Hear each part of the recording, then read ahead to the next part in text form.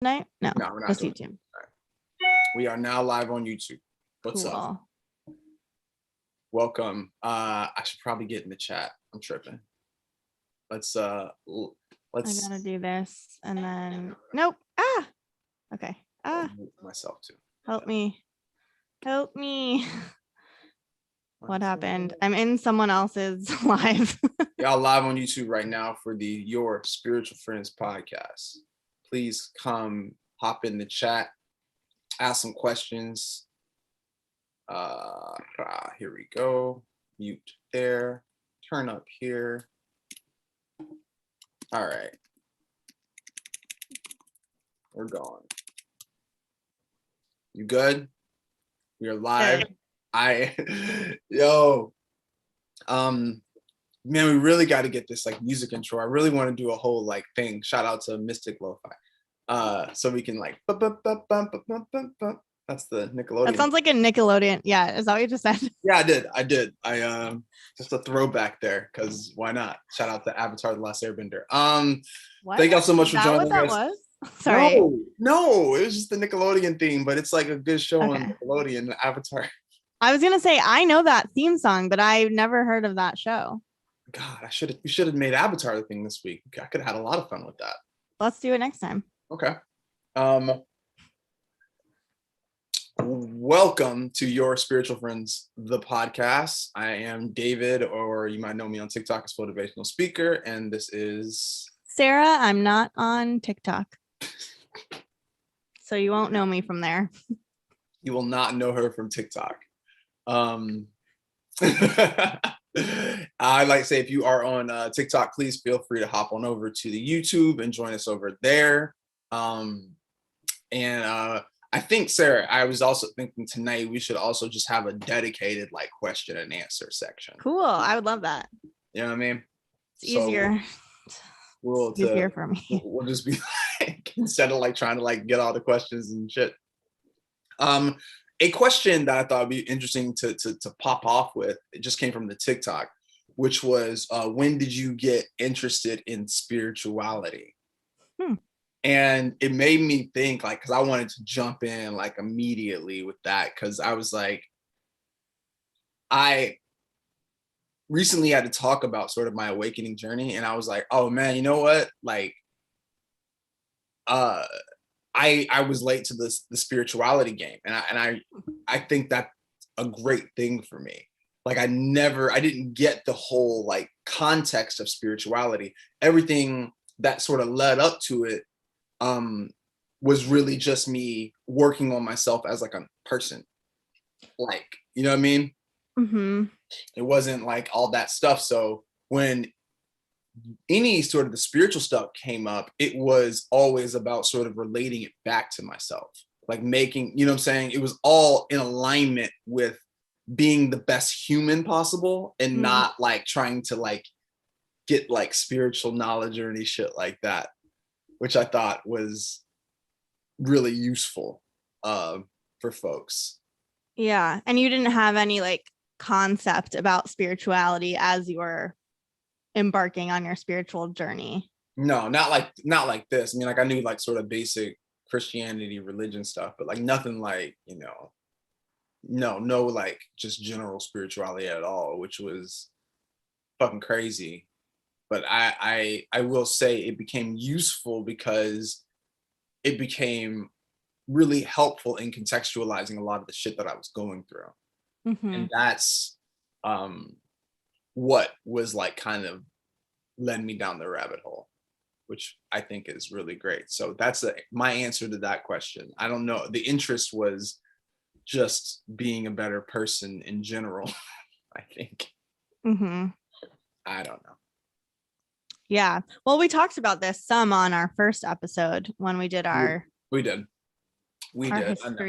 and journeys. I know, I'm going backwards. I'm sorry. You mad at me? No, it's okay. I mean, I don't mind. I didn't know if you were apologizing to me or to your followers. It's all good. It's all good. The person said they hear that. So we answered it, the question out the gate. Yeah. Do you want me to say anything on it? I don't. Feel free. What the fuck? You sure podcast too? You're in charge. What are you talking about, man? You grown. Nothing really like Kate. You're grown. Yeah. People need to say that to me more often, to be honest. It just seems to be like, you're grown, and I have to be like, oh yeah, okay, right. I forgot.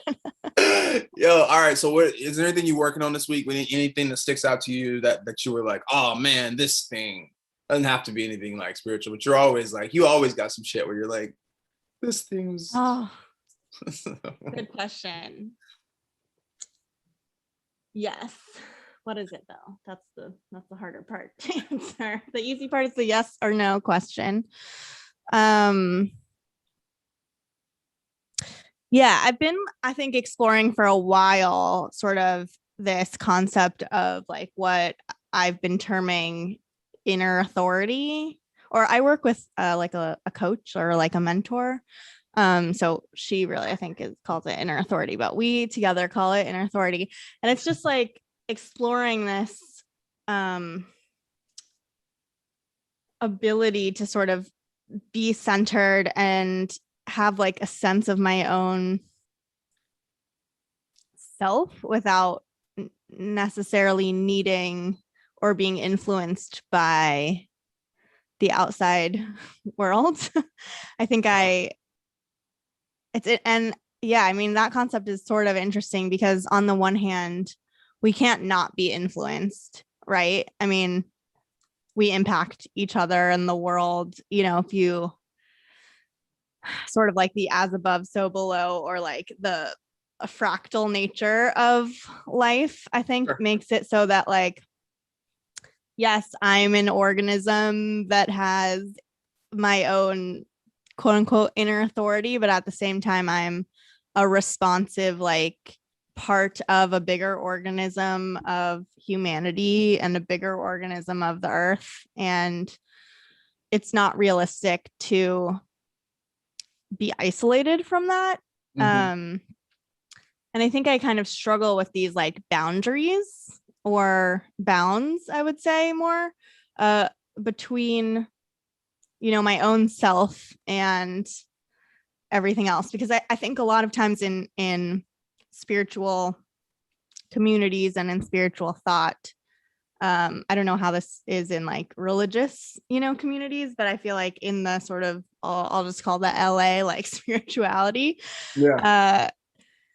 There's such a focus on, being your own source of like everything,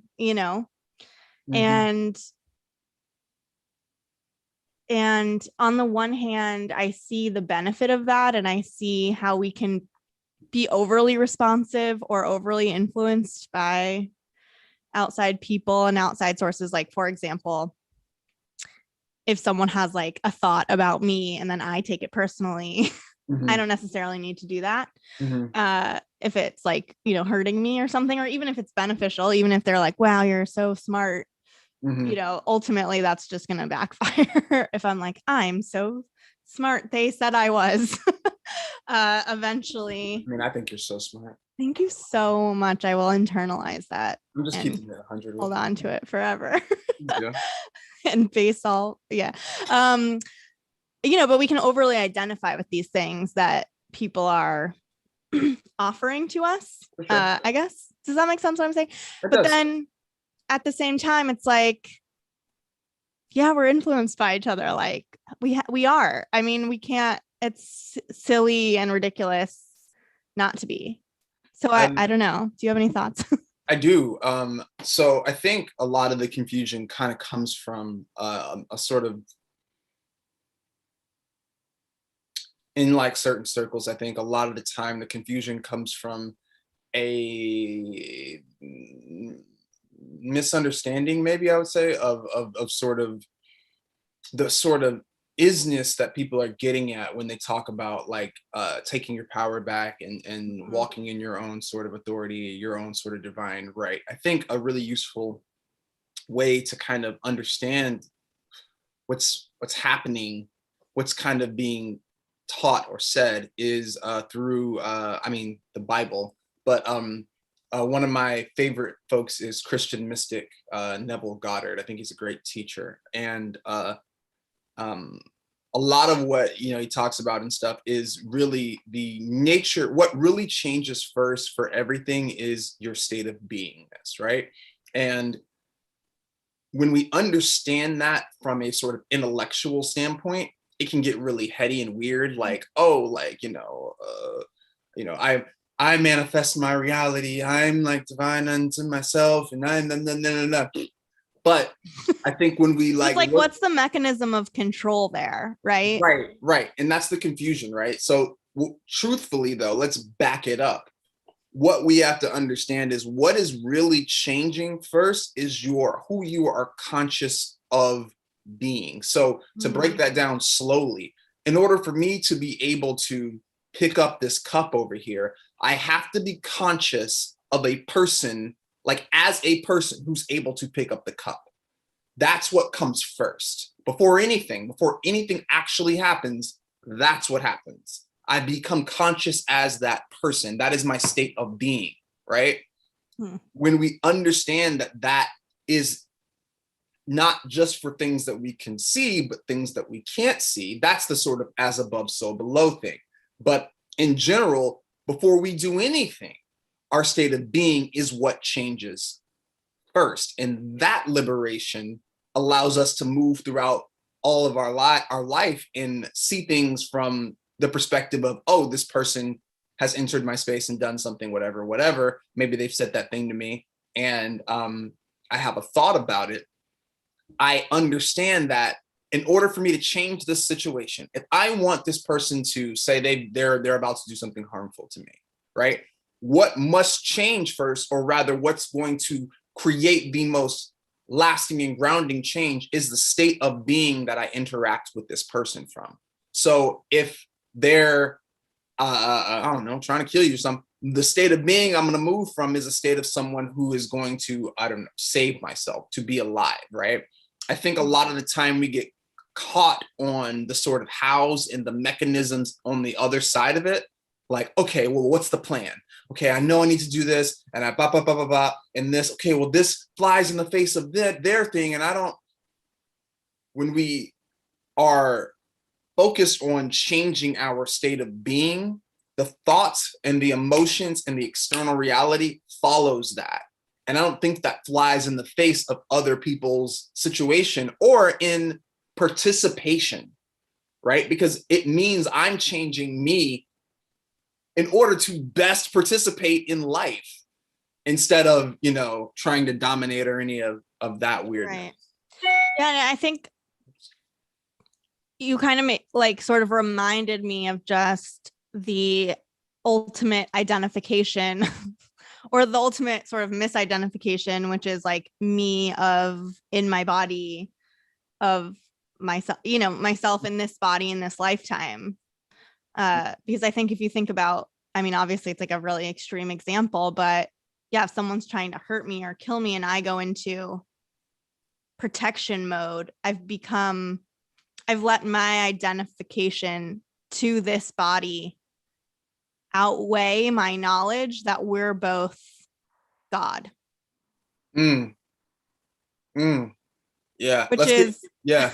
Let's keep it a buck. Let's keep it practical. I wish I wouldn't use that example because, sometimes you got to handle. Sometimes you feel like you don't have a choice, right? Sometimes you feel like you got to obviously take care of things. I don't want to be like, there's always a way out, but just let yourself be killed by the madman. You know what I'm saying? But I think it's like that's an extreme example, but I think that informs, to maybe like other degrees of identification. It's like if someone is threatening your sense that you're smart or your sense that you are whatever you're identifying with, right? It's like if someone says like, say you're in your job and your boss is like telling you that you didn't do a good job at like whatever you were supposed to be doing and your coworkers mad at you, it's like you'll feel that and have like a reaction to it based on your how threatening that is to your identification as someone who's good at their job, as someone who's maybe likable or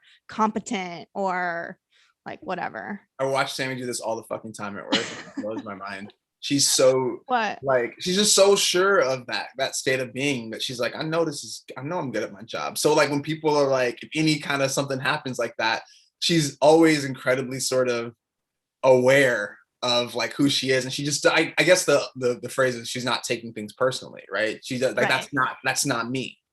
And she Right. does it so effortlessly. It's like, she's my spirit animal. Seriously, she's my hero. That's awesome. Yeah. And it's like, so if you're not identified with all of these, fine, I'll let you have your identification to your own body, everyone. But all these other things, if you're not identified as them, if you're identified as a human having a spiritual or a soul having a human experience, or just you're identified, you're just, oh, I'm here and I'm learning and I'm having experiences. Like, obviously, that's not a realistic state to be in all the time, but, or is it? I don't know, man, because I was gonna say, man, I saw you flinch when I said that. sitting in the I amness of awareness, I think is a powerful sort of natural, very natural state. I think, like I think we had that question earlier. Somebody was like, what do I do for the situation? Blah blah blah blah blah. And I was like, or how do you get into this mindset? I think sitting in a seat of awareness and non-reactivity is a very sort of natural mindset. I think the sort of misidentification, I'm not saying that's unnatural, but I will say that like it doesn't have to be that. I think we're built to like kind of move from that state of awareness and openness. Yeah. I mean, it's sort of like being naked versus putting clothes on. It's like those identifications are like wearing this outfit, but you can always become naked again. Yeah. Ooh, that's I think sexy. this has to do with Adam and Eve and like the fig leaf. Do you think? Identification and like judgment, do those go together? I would say so. Dang. I think that a lot of that sort of, well, right, like all of it is the sort of the nature of a misidentification is just the nature of materialistic existence, right? You can't escape, like it's just kind of always going to be there. But to the degree which we let that sort of run us, I think is going to be our choice. Yeah. And I'm very, we all know people like that, is what I was trying to say. Like, folks who are just like, nothing phases me. It's like, you're this, and you're like, maybe. Yeah, totally. You know what I mean? And I feel like we all have it in different areas too. It's like, you might be really confident in, I like the example I was using with a friend earlier or with someone earlier, I can't remember who, was like, I feel pretty confident in like my spirituality. Like, I don't really have a lot of, I can't be like swayed if someone's like, you're not spiritual. Like, that doesn't, I have no hooks for that. You know what I mean? Because I have my own like experience and confidence in that area of like many years of exploring it. But if someone says like, you're selfish, or like you're like, there's other things that I have hooks that like, I'm not like just a chill, like rolls off my back person in like some areas, but in other areas, like I am. So it's, which I think really shows kind of how in some way like arbitrary it is, and how like not real these like stories that we have are, when it shows up as like pain in one area and not in another. Oh, I love that. I love that. That makes me think about just picking that energy up and like walking it into the rest of your life, right? Like noticing that. I love that you notice that, because I think we all do have our sort of natural hangups that are our thing. But even just becoming aware of that is massive. Yeah. You know what I mean? Yeah. And I talk about this in, Patreon and TikTok and stuff, but I love creating those sort of purposeful, like if I am experiencing that sort of hang up, creating this sort of purposeful, energetic space in those places where I feel like those hangups are happening. Right. So if I'm just completely disconnected, a person who like just like whatever, when I go to work, that's the space that I'm going to be really intentional about. It doesn't bother me when I'm at home and like things happen. I'm like, nah, whatever. But if I'm at work, like I'm going to be extra intentional when I go to work Yeah. about moving from a state of being that resonates truthfully for me. Yeah. Yeah. That intentionality is in, like, I think we've talked a couple of times about discipline, which is something that I also like in some ways struggle with, or at least it's an area, I guess that's the one like spiritual area where I have this like self-doubt or something, where it's like, what is discipline? What does that look like for different people? Like, is there one way to do it, or can I have like my own way to do it, and does it count, and those kinds of things? I don't know. Should we talk about discipline? No, what you said that just made me curious. Like, what if that was your space though? Like, what if you decided that whatever the discipline thing was for you, right? You just wrote out one or two things that you were like, this would mean I'm disciplined this week. Right. And we intentionally, like, that is your practice. It's like, being fully here for these things is the most important thing I'm doing this week. These two fucking things. Like, what if I feel like that? I think that's yeah, and that's a good point. I mean, because like when I actually look back on my life, like I have been disciplined. Like it's not like I haven't, but I haven't been like long-term disciplined about like one thing necessarily, or the way that I've been disciplined about it, has shifted. So like maybe one month I like meditated every day. Maybe another month I just was really curious about something and I reflected on it a lot, or I like wrote in a journal, or, it's like it shifts. And so also I think there's an element of, and maybe this is like the thing is discipline often gets assigned like a form. Yeah. And I think I don't know I don't really know anything about Buddhists or like Buddhist tradition, but in my head of like what I think of regarding Buddhists is like this discipline to meditation and this showing up every day, or with like yoga, like showing up every day to your yoga mat, or showing up every day to meditate, or kind of like really devoting yourself to this thing in this kind of like formulaic way. And I guess I think, now I'm just like having a flash of like over history, how much we've been attached to the form of that rather than the essence of that. Yeah. And I feel like I've been really disciplined in my commitment to the essence and the formless, but that doesn't always show up as disciplined to the form. Or to a specific form.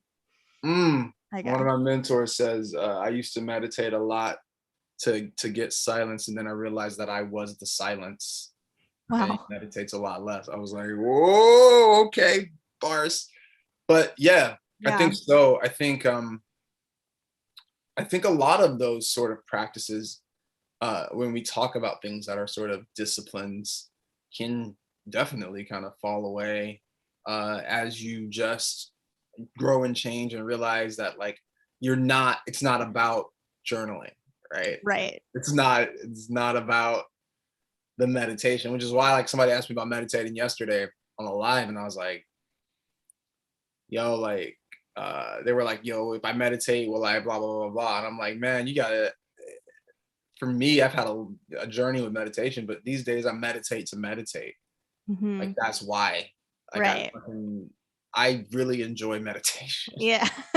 Yeah. Stuff that I like doing. But I think when we do attach it to like getting something, which might be Mhm. something, right? On the other side of that, I think that's what creates a lot of challenges for folks. Right. And it's like they can totally be a tool. Like if you're in like a crazed state and you meditate, like that can totally be a tool to like stillness and like calmness.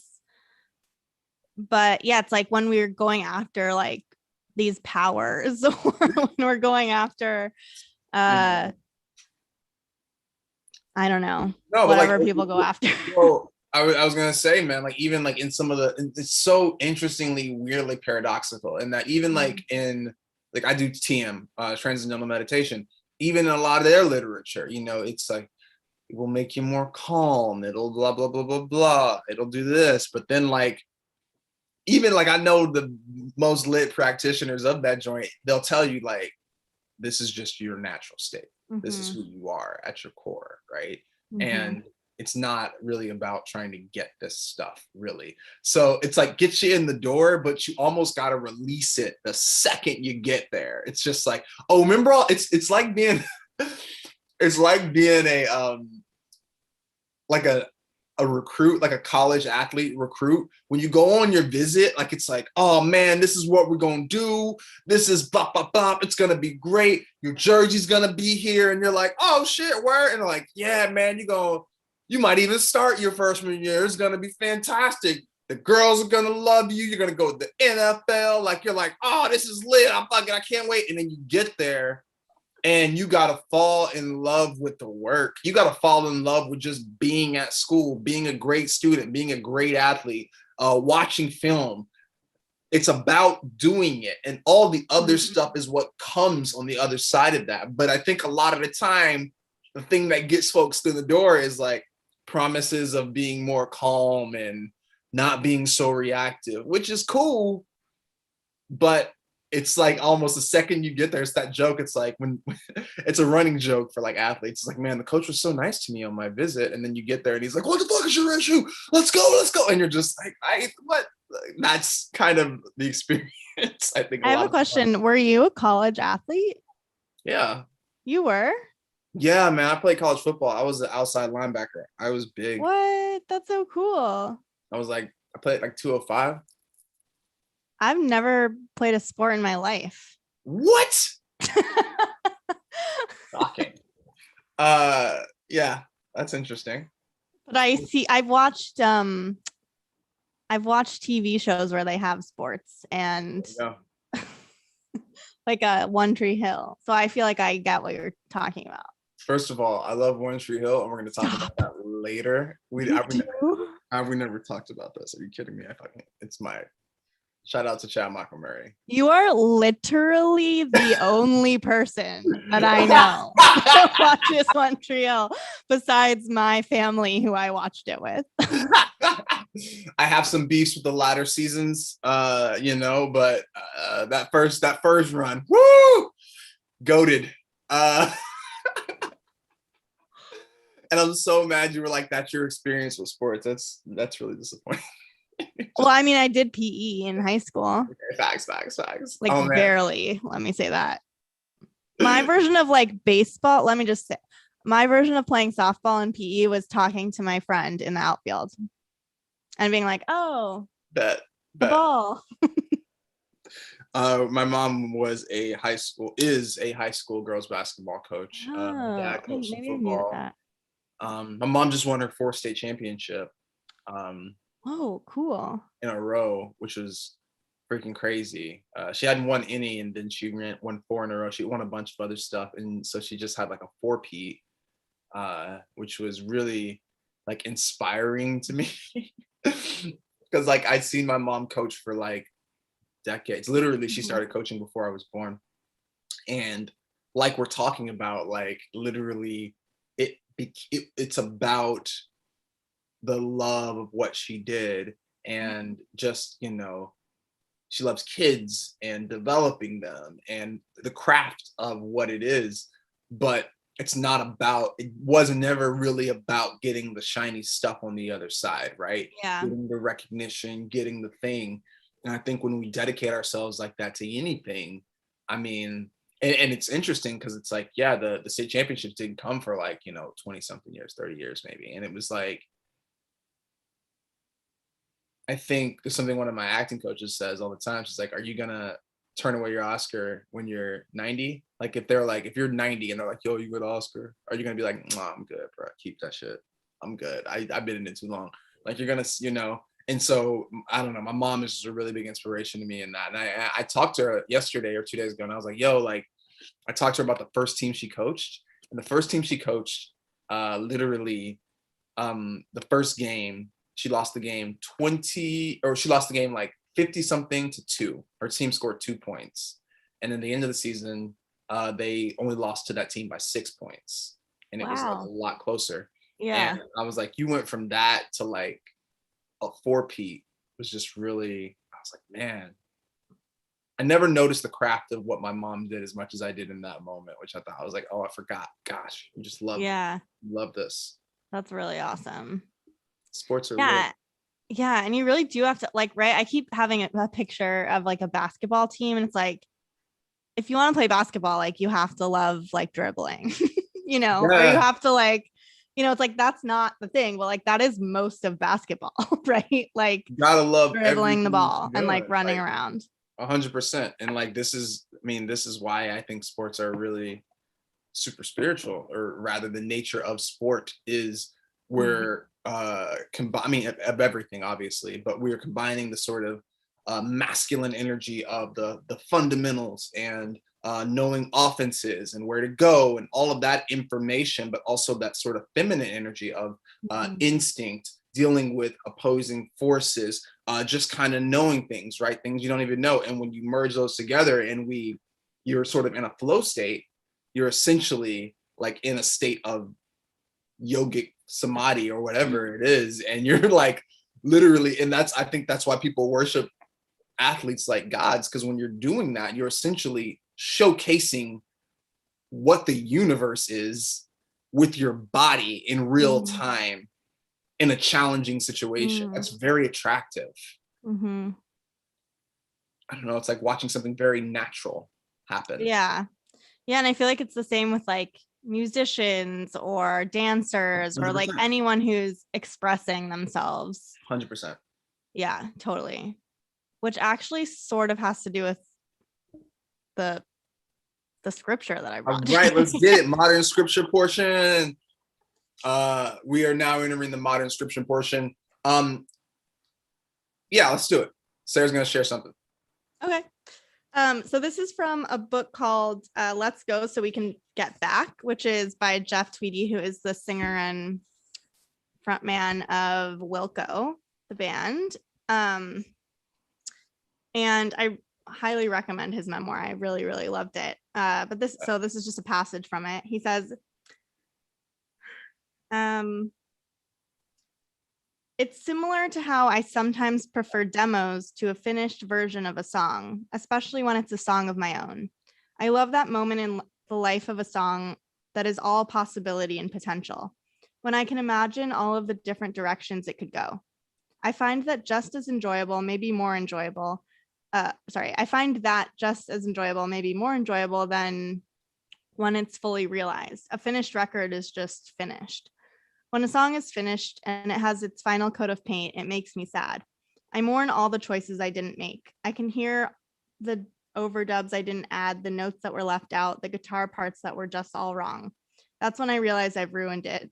That's not false modesty. Any song that ever originated in a person's imagination and was translated into notes and words is inherently inferior to its potential. When a song is rattling around my subconscious, it's still limitless, which means I haven't found a way to fuck it up yet. Once a song goes out into the world, that's when it really gets ruined. Other people get to listen to it and make it worse by misreading intentions and judging and weighing in with opinions. I'm right there with them, not just my songs, but all songs. People ruin everything. My songs are never as good as they were in my head when they had limitless forms and belonged only to me. It's a leap of faith every time to share them. I do it willingly because if I held on to my songs, I'd eventually be the one to break the spell, and I'd be the one ruining them. And that's the only thing I can think of that could be worse than other people's opinions. That That's so hot, man. Oh man, that's everything, right? Ah. Very philosophical. But I was thinking, this idea that of potential versus form, right? I mean, we were sort of talking about that at the beginning, like Yeah. that the form of something is by definition like less Limited. that, yeah, right? It's more limited. It's less like magnificent than the formless could make it. But this idea that that's like worse, or I don't know, like that's like an interesting thing to think about too, of like,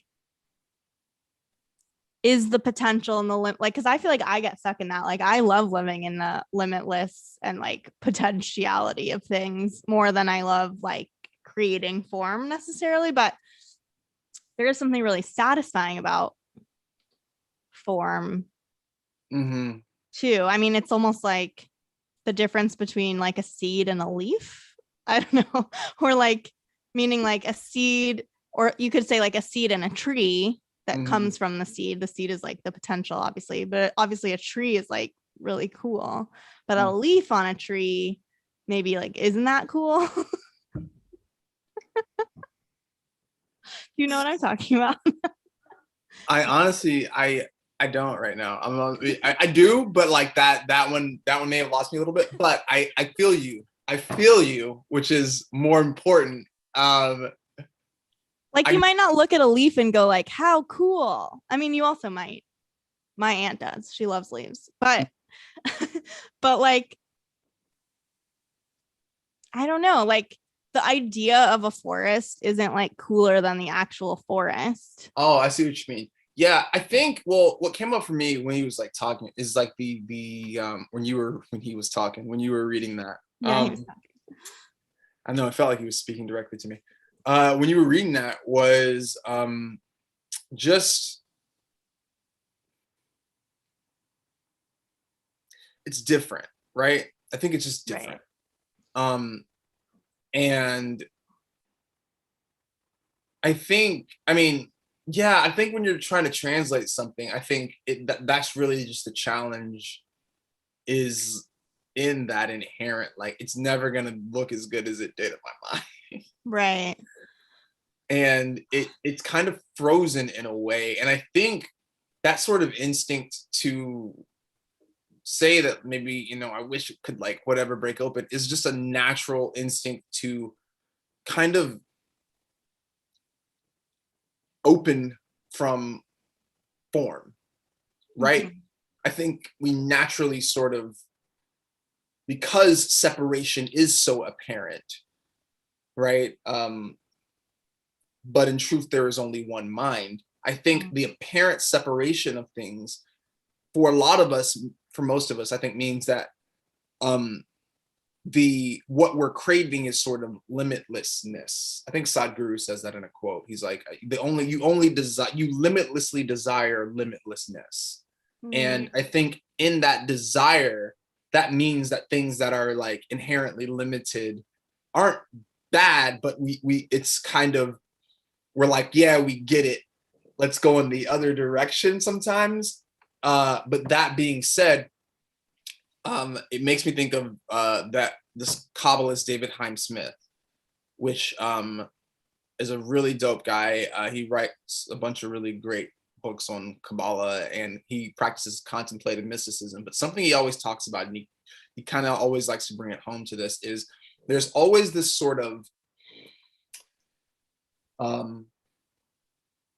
step down idea of the universe, right? This sort of separate idea. There's material and then there's spiritual, and we just can't see that.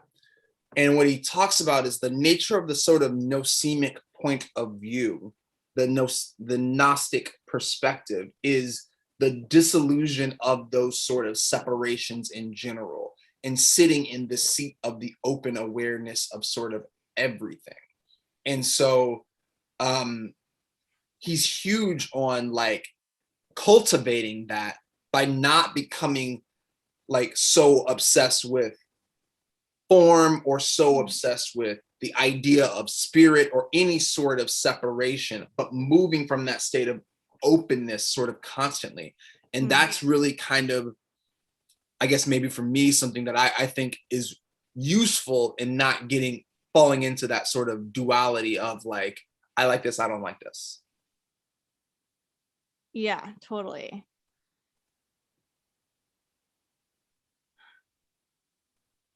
And it's interesting also to just think of like where the boundaries of the forms are. In the sense of like, if you're creating a song, then before the song and after the song are where you've decided the boundaries of that song are, and that song like exists independently of its environment. Yeah. But really that's not the case, right? Like, because it also exists with whatever you're seeing at the time that you're listening to it, and it also exists in like a continuum of I misunderstood what I thought I understood, but what did you think I understood? I don't know. What did you think? No. I'm sure it was interesting. No, I totally agree. Yeah, like what we do have to create boundaries constantly. And where those boundaries are, like who's to fucking say? I think really what really came up when you were reading that though for me was just the idea of the first commandment, and also like the first, really kind of one of the first verses of the Tao Te Ching, which is the Tao that can be described is not the enduring and unchanging Tao. The name that can be named is not the enduring and unchanging name. Conceived of as having no name is the originator of heaven and earth. And then the first commandment is thou shalt not have any gods before me, which is, once again, I think points to the conceptualization of something. The God that they are referring to in that is Yahweh, or the nature of that God is I am that I am. And that state of beingness is inherently open and unlimited. But when we limit that, that leads to the first issue that we have, which is, or the only issue really, which is the objectification or the idea of separation and misidentification with form. And I think that the desire for that sort of limitlessness is very, very sort of natural, which I think is, I thought it was interesting that he hit on it in that way, because I'm like, yeah, I get it. Yeah. But I guess I'm wondering if, like, in a perfect world, the like experience of form is is part of the limitlessness. Yes. Like, yes. Sorry. No, go ahead. No, I'm just agreeing. Yes, 100%. There's no separation. Exactly. That's exactly what I was trying to get at with the David Hunt Smith thing. 100%. Yeah. Form isn't actually limited. That's just the illusion that we wrap around it. Right. Not. Which is what, and also that's what I was pointing to with like being like, we think of the song as being this thing in time. Yes. Or that is like, but really it's all of your feelings. It's all of everything you're seeing. It's all of the thing that was happening before you were listening to the song and during and then after. Like, you're opening up your mind right now. So. Same. My brain is like expanded. Like it's like going like this because you're exact. I feel like I'm experiencing what I was talking about, but like you're exact. I totally agree. Yeah, like the limits aren't actual. And oh man, yeah. They're perceived. I mean, they're like, I want to say they're arbitrary, but they're perceived based on what our brains do for survival, really. Right. I mean, Absolutely. Yeah. And the nature of survival, I think, is that, is the necessity of limitation. We have to know, that's fire. That's a Jaguar. That's a car. Like these things are really useful. All dangerous things. All dangerous things. But yeah, I think that's why I feel like the other side of that sort of survival mechanism is openness and curiosity.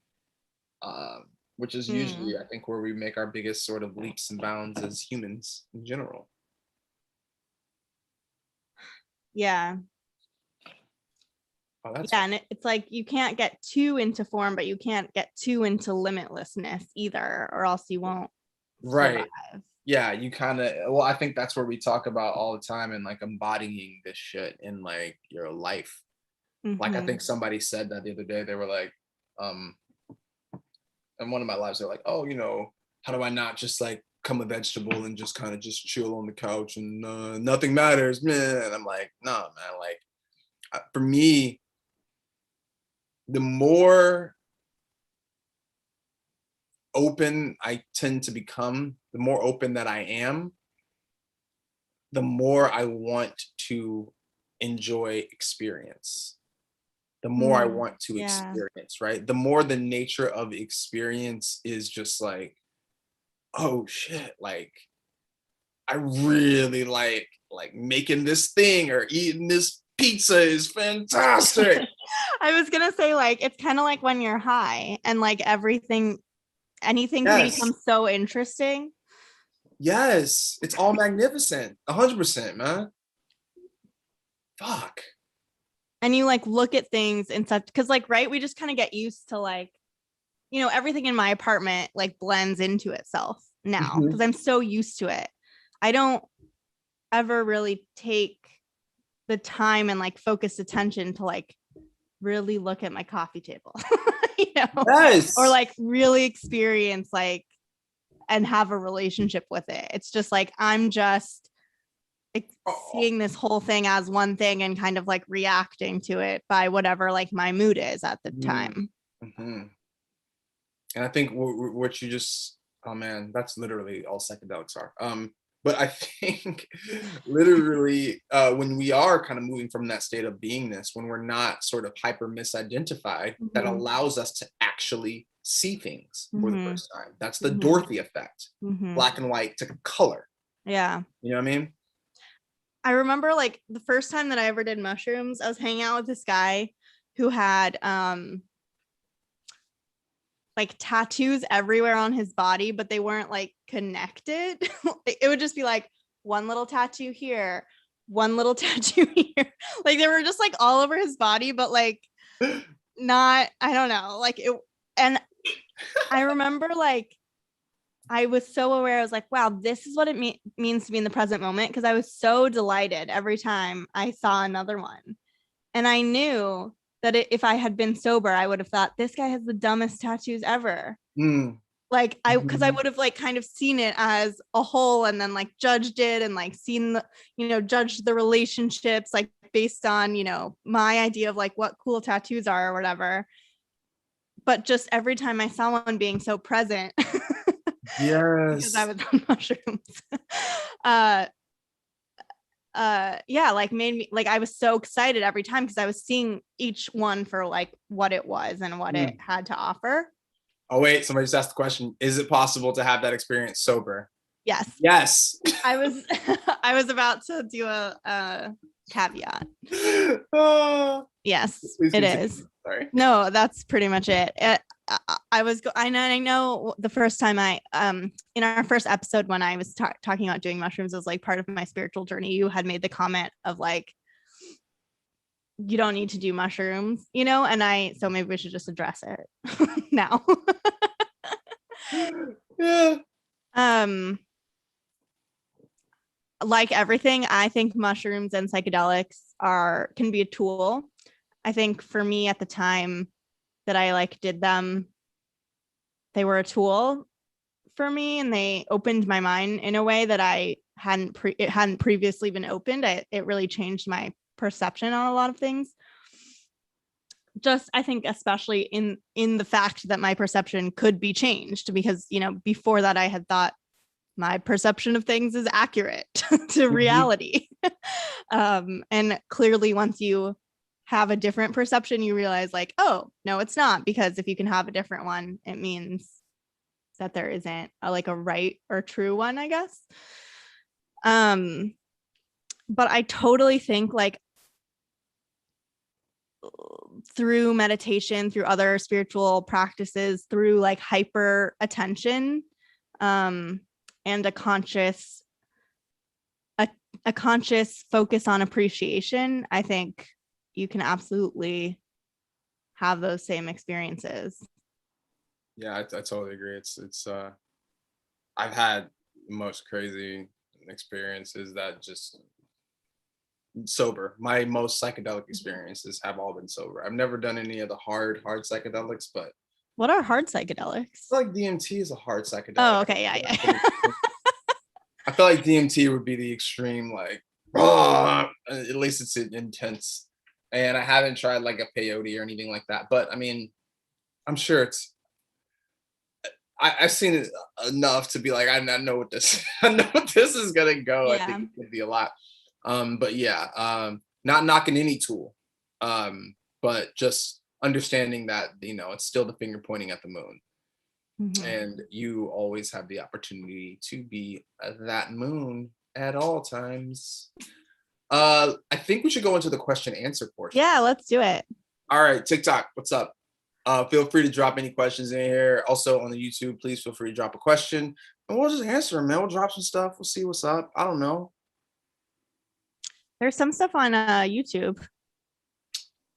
What principles to use to refocus yourself in the spiritual journey, i.e., what are the basics to also remember to refocus yourself? That's a lot. That's a loaded question.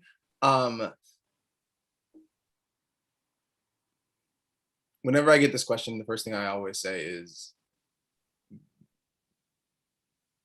I think it's important to remember to, before we do anything, is to remember that your home state is like dope.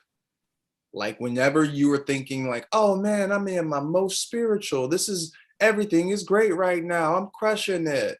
Whenever that was, that's normal. That's home.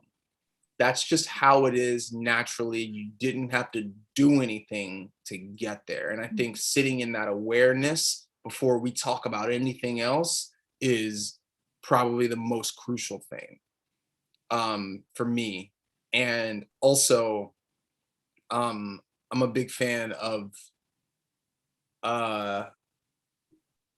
once I am sort of moving from that state, usually following whatever my intuition kind of points me in the direction of what I would like to do, what I enjoy doing. For me, that's sitting in a state of awareness, right? Just being open in general and curious, but also a lot of the time, I mean, if it's a practice, sometimes I'll be like, oh, I feel like meditating today. Oh, I feel like, you know, I might just throw on the Power Now and listen to Eckhart Tolle's sleepy ass talk to me about some dope shit. Like, I don't know, but I think allowing whatever it is for you to be you, because honestly, it might be enough for you. The reason I'm being vague is like, I feel like it might be enough for you to just go, oh shit, that's not me. Oh yeah. Yeah. Like that might be enough for you. I don't know what the situation is, but once you sit, I think sitting in that first and foremost kind of leads you in a direction. I don't know. Yeah.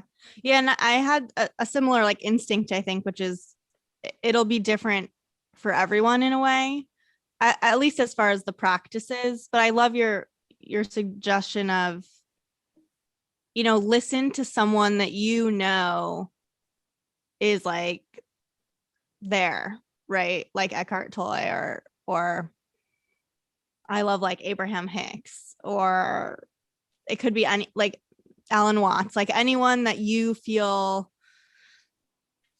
like knows what they're talking about and is like speaking from a state of remembering. I think that's like really helpful. And then as far as like principles,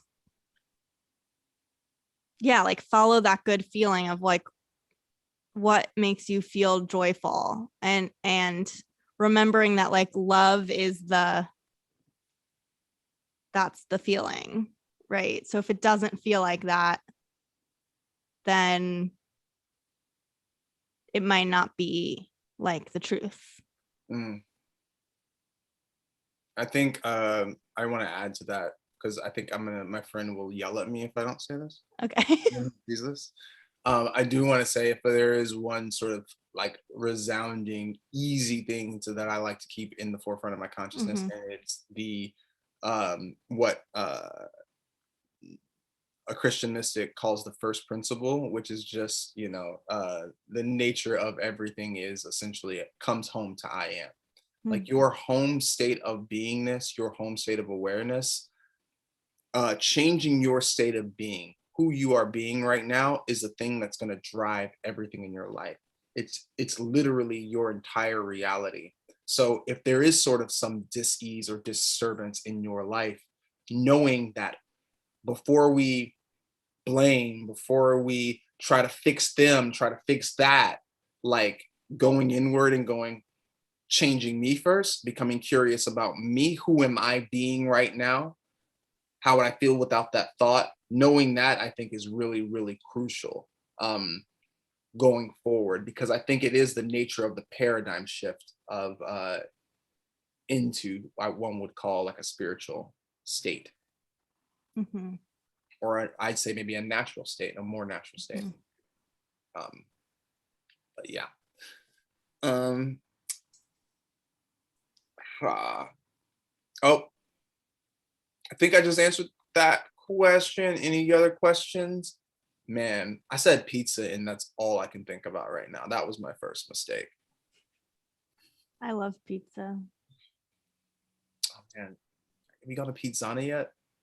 No, what is that? Pizzana, it's this like fancy pizza in Brentwood. Is it new? I mean, newish, a few years, 5 years, maybe 5 years, something like Okay. that. It's newish. It's really Pizza. good. Okay. But we had Milo and Olive last week, and we were just like, So Milo and good. Olive crushes the pizza game. Any other questions? TikTok. Any questions, comments, concerns, thoughts? Hmm. It's so interesting. I was gonna say something and I completely forgot what I was. Was it about questions? It was, but then it was dumb. So I'm like, no, I'm not gonna say that anymore. Judgment. You're right. You're right. But You're right. sometimes we judge correctly. Sometimes that shit was dumb. Shut up, fam. No, I want to say, okay, well, I will say thank you for the scripture today. That is exactly the vibe that I something I've been experiencing for a while now. And I think somebody putting it in that terms creatively for me has been really useful. I feel like, because like, when we do like improv or something like that, like you're like, oh, this is gonna be it, and it like it's not. You're like, this is gonna be it, and it's like not that. I think yeah, man. I think your instinct to be like, there is a degree of comfortability you have to get with the whole form thing is really huge. And understanding that it's not really limited, and we don't get to decide the boundaries of that. I think relinquishing the control of, or the idea of control of, that is really, really powerful. Yeah, that's like the hardest thing, right? Yeah, Relinquishing control. everybody has their own experience.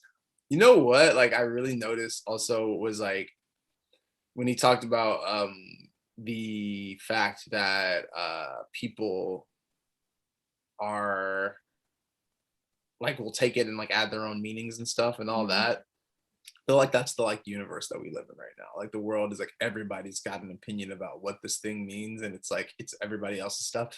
And what I'm literally just discovering now is like all of my favorite artists who I rock with are like, they're never like, this is what this song is about. They're like, it's not really up to me.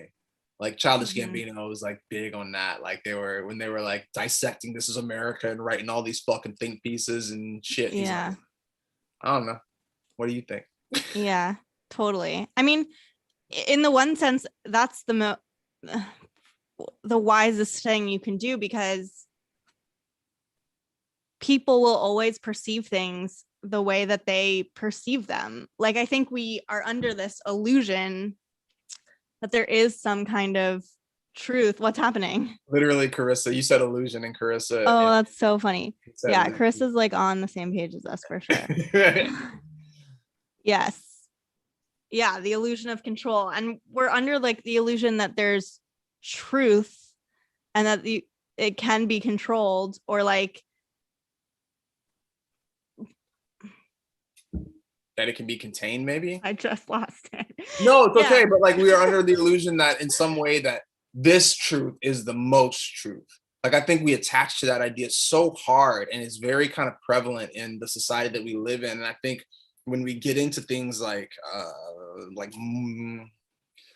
morals and ethics and things, and we try to distill everything into these little bite-sized Yeah. ideas, when we shrink it, I think we it creates all kinds of, I mean, it creates polarity and is that what I'm dissension? And I think it gets confusing for people when we just like, yo, this is the only Yeah, truth. totally. It's like, and I think it's so prevalent in our culture right now, especially with like everything happening politically and with social justice and like the many, many ways that that's happening. It's like everyone is trying to find a thing to hang their hat on, and Mhm, everyone's like hanging their hat. And mhm, there's like, yeah, it's like, and everyone's just focusing on like, well, this is like the thing, or but there's no also way to, like what I was saying before, is like there's no way to share like deep and truthful information, because everyone perceives it the way that they're going to perceive it, like based on what their experience is, especially based on like what they know. mhm. You can say something like, you, yeah, sorry, I keep having a flashback that I keep trying not to bring, like of a specific example that I keep trying not to bring into the conversation, but I'll just bring it, which is my friend posted a quote of someone that said basically like, we have so many leaders with opinions, or like that have strong opinions but weak values, and what we really need is leaders with strong values and weak opinions. Mm. Which I thought was like so awesome, because it's like these opinions are the things that we're hanging our hat on that really have no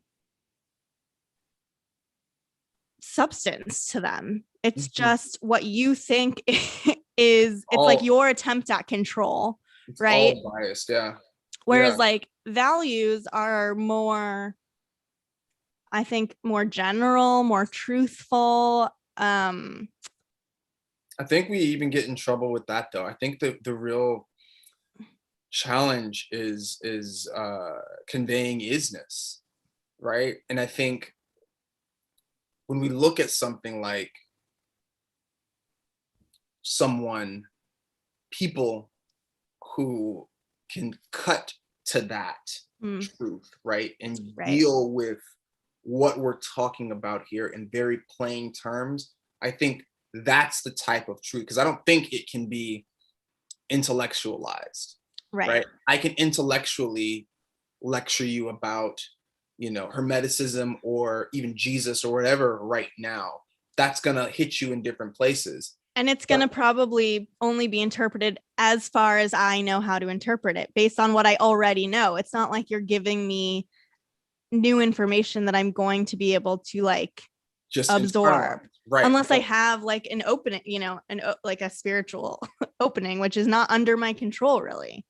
Well, yeah, but I was gonna say, but Yeah, what sorry. I can do is, um, I can meet you where you are and we can have a conversation. Hey, have you ever had an experience where you did something and you felt really shitty about that? Oh yeah, Mm-hmm. I have. Okay, Mm-hmm. well, let's talk about that. Like, Mm-hmm. is that useful? Who would you be if we could let go of that state and maybe be someone else, Mm-hmm. do something else in your life? How would that? Well, that would be great. But then okay, and now we can get into the minutia of like the bop and like, oh, you feeling bad and stuff, and then we Right. can talk about that in terms that are very applicable to you right now today, and then I can also come back and be like, well, that's all Jesus is. Right. That's the nature of the whole Jesus thing, is your ability to save yourself, right, Mm-hmm. from the sin of that attachment, the idea that you are limited in that way, and resurrect yourself in your ideal to change. That's the whole thing, and it keeps it really simple. But I think being able to convey that in very plain terms to people, um, the idea of the core sort of isness of things is going to always be inherently challenging because of the limited nature of our reality. I mean, we Mm-hmm. can't do it. Like we Mm-hmm. just can't, we can't transmit. It's even if it's experience, it's still limited. It's still a Yeah, limited experience, you know? true. But I think like in your point of like asking, if you were to ask me those questions, you're trying to invoke something from me and sort of like evoke an experience so that then once I've had that experience, then you can say, hey, that's Jesus or That's whatever. just Like like, that's what this is, which wouldn't work if you just like, hey, talked at me let me tell you what this is. Like, nah, because I can't understand it without the experience. So it's like, yeah, the only real way to change is like have an experience. Like you cannot change by understanding something intellectually. never, never. It's just, and I think that's why I think there's a Taoist scripture where it's like, to rule the, I'm butchering this, but to like essentially try to govern with the principles of the Tao you're a scourge to the people, right? Truthfully, the best thing I think that you're going to be able to do is to embody these truths Mm-hmm. and practically apply them practically be yourself, be from that state, and everything will be as it is. And I feel like that's going to serve best. But what happens is we take those sort of things, those teachings, those ideas, whatever, and instead of embodying them, we want to intellectualize them and project them onto people. Right. And people will inherently reject that and find and only see it from their perspective. And I think that's the Yeah. issue that we run into with belief and shit like that. Right. And it's also kind of like, well, is it this religion or that religion? Or does this scripture mean this or that? And it's like, yeah, you can debate that all day long intellectually, but ultimately you're missing the point. Like you're missing it completely if you're doing that, right? Yeah. It's like once you experience it, you go, oh, and then you can hear every religion and every scripture and know what they're talking about. And then you can talk to someone else who you've never talked to about it before. And you can go, yeah, we both know this because we've both had the experience of just like being, and that's all it's pointing to. And it becomes really obvious. Yeah. Yeah. But I don't think it's necessary to even have that experience to be able to exist, right? Like to be. I mean, like, I just think that, What experience? no, I don't know what I'm saying. I don't mean that. I don't think I mean what I said. I think what I'm trying to convey is, I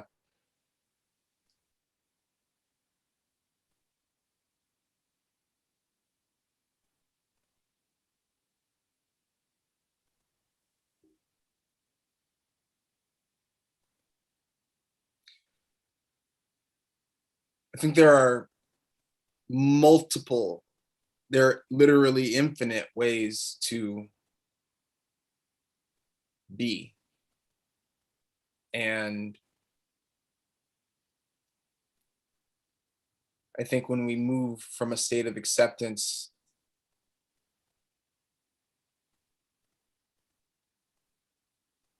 that everybody's kind of pointing in that direction, I think that allows us to be open in a way that's not judgmental. Mm-hmm. This is the right way. You know what I mean? Like, this is my way. Like we don't have to all embody it in the same way. Exactly. And we can't, right? No. Because we're different. We're all different. Yeah. We're different like branches of the same tree or whatever. Oh, that's sexy. All right. That's fantastic. I think we can we'll try to end there. I love that. I love that. Which is basically, wait, somebody said something. Oh yeah. Yeah. Somebody just essentially agreed with us essentially in the chat just now. Oh, we perceive things differently. Yeah. Yeah. Yeah. 100%. Hmm. I don't know. You should run for president, Sarah. I'd vote for you. Oh, definitely not. But I'll advise the president. Oh my gosh. Not Yeah. that, I mean, in certain matters, not politically. I will be like, yo, this is the best pizza in Santa Monica because that's literally all I'm thinking about right now. Sammy, we're getting pizza tonight. Wait, what's the pizza place again? Pete Zana. Pizzana. Yeah, and there's another one off of Main Street called these are not sponsored. If we could just get sponsored by like a bunch of pizza places, that'd be awesome. Oh man, just the pizza podcast, like pizza. Fuck, I forgot. I'll tell you after we get off. This is not appropriate. Thank y'all so much for rocking with us tonight. Thank you, TikTok. Thank you, YouTube. This was a lot of fun. We love rocking with y'all. This was great. Y'all always have great questions and great insight. Sarah, anything? No, I love reading what everyone is writing. I know we read less of it this time than we have in the last few episodes, but I love your interaction, and I'm grateful for you. Yeah, and I'm grateful for you, David. And I'm grateful for God and Jesus, my Lord and Savior. Ellen. I laughed at that way too hard. I wasn't trying to be disrespectful to anybody. We're gonna have to cut that shit out. Thank y'all, man. Have a wonderful night. Have a wonderful day. Y'all know yourself. Oh yeah, I always like get way too hype on the like live stream thing, and I gotta press stop.